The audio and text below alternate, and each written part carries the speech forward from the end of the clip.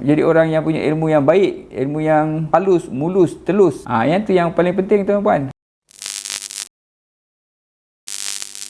Assalamualaikum warahmatullahi wabarakatuh. Tuan-tuan, kita dah masuk dalam perbezaan antara minda dunia dengan minda akhirat. Jadi sebenarnya minda dunia dengan minda akhirat mempunyai dua pemikiran yang berbeza. Dalam hal ini, Irfan nak terangkan tentang satu sistem lah yang Irfan gunakan. Sistem ni dinamakan sistem ataupun konsep 4T. Iaitu tangkis, tapis, tukar dan tambah. Sebenarnya kita bila dapat satu pengisian tu kan, kita boleh tangkis pengisian tu. Kalau pengisian tu tak baik, tak semestinya pengisian yang masuk dalam diri kita, yang kita dengar, yang kita baca, yang kita tengok kat TV, dekat YouTube tu sebagainya, ada satu pengisian yang baik. Jadi kita kena ada satu sistem tangkisan untuk menangkis benda-benda yang tak elok daripada masuk dalam diri kita. Kemudian kita perlu ada sistem tapisan, iaitu untuk menapis. Daripada 100 pengisian tu kan, kita tapis. Mungkin 1-2 je yang baik, mungkin 3-4 yang baik, mungkin 50 yang baik. Jadi kita kena ada satu sistem tapisan yang kita perlu gunakan supaya kita dapat memasukkan hanya yang baik-baik sahaja ke dalam diri kita. Kemudian tukar. Tukar maknanya kita dah ada sedia ada pengisian-pengisian atau prinsip atau nilai yang dah ada dalam diri kita. So apa yang kita perlu lakukan ialah kita lakukan penukaran. Bila datang prinsip baru yang lebih betul, yang lebih baik, kita tukarkan dalam diri kita. Dan akhir sekali tambah. Tambah tu maknanya kita dah ada dah A, B, C, D, E, kita tambah F, G, H, I, J, K, L, M. Macam tu. Katalah kita belajar geografi. Mula-mula kalau kita tak belajar, kita dapat gagal tuan-tuan. Bila kita belajar sikit baru dapat F. Belajar lagi dapat E. Kita belajar lebih dalam lagi baru dapat D.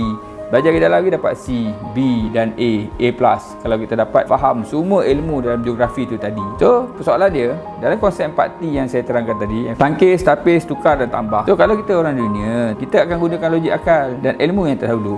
Maksudnya kita tengok benda tu, satu pengisian tu kan, kita kata pengisian tu tak betul, pengisian tu salah. Jadi kita gunakan akal berdasarkan ilmu yang terdahulu, pengalaman yang terdahulu. Tetapi tuan-tuan, adakah ianya benar? Kadang-kadang pengisian tu pun tak betul tapi kita terima juga. Contohnya lah, kita nak buat baik tapi kita memang buat baik, tapi kita buat baik sampai memudaratkan diri kita sendiri. Yang tu salah tuan-tuan. Sebab kebaikan yang kita lakukan sampai memudaratkan diri kita, dia dah jatuh haram tuan-tuan sebenarnya. Jadi kita kena faham. Sebab itulah orang Melayu cakap buat baik berpada-pada. Kan? Kenapa? Pasal dia tidak boleh kita buat baik tu hingga memudaratkan diri kita. Kawan kita nak pinjam duit RM100, kita ada RM50, kita pergi pinjam pula kawan kita yang lain lagi RM50 sebab nak tolong kawan yang tu. Kalau dia dah sampai memudaratkan diri kita kan, baik tak payah. So dalam hal ni, mereka yang berminat akhirat, dia akan gunakan sistem tapisan, sistem tangkisan, iaitu Al-Quran dan Sunnah. Maksudnya benda yang datang masuk dalam diri kita, kalau benda tu bersifat makruh, haram, syubhah, dia akan tolak keluar. Benda tu bersifat penipu, fitnah, tak betul dan sebagainya, dia akan tolak keluar. Jadi tapisan ni adalah tapisan yang bagus tuan-tuan. Tapisan yang bagus untuk minda kita, untuk hati kita.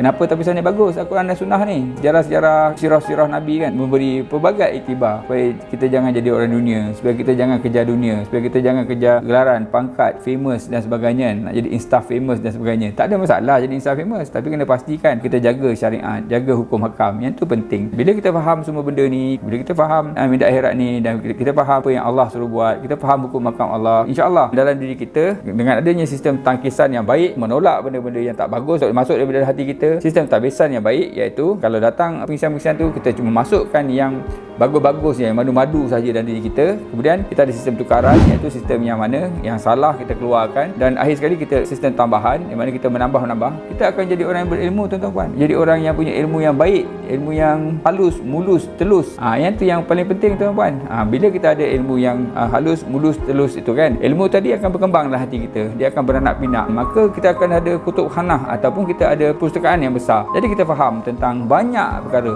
dan interrelation tentang perkara-perkara itu, dan insya-Allah kita akan dapat kefahaman dalam agama. Bila kita dapat semua ilmu yang baik dalam hati kita kan, ia akan portray pembentukan diri kita dan dalam apa yang kita lakukan sehari-hari. Jadi kita akan buat benda yang baik, tangan kita buat benda yang baik kan, mata kita melihat yang baik, telinga kita dengar yang baik, dan mulut kita bercakap yang baik, otak kita berfikir yang baik. Sebab apa? Sebab kita ada ilmu yang baik-baik saja. Itulah kelebihan kita jadi manusia, kerana kita digunakan akal. So pastikan tuan-tuan, kita ada konsep 4T yang berlandaskan Al-Quran dan Sunnah dalam apa juga yang kita masukkan, input-input yang kita masukkan dalam diri kita. InsyaAllah dengan kefahaman ini akan dapat membersihkan hati, memasukkan ilmu-ilmu yang baik sahaja dalam hati. Okey tuan-tuan, kita jumpa lagi dalam episod yang seterusnya. Pasal pendapat akhirat, kita sambung lagi dalam video yang akan datang. Assalamualaikum, bye.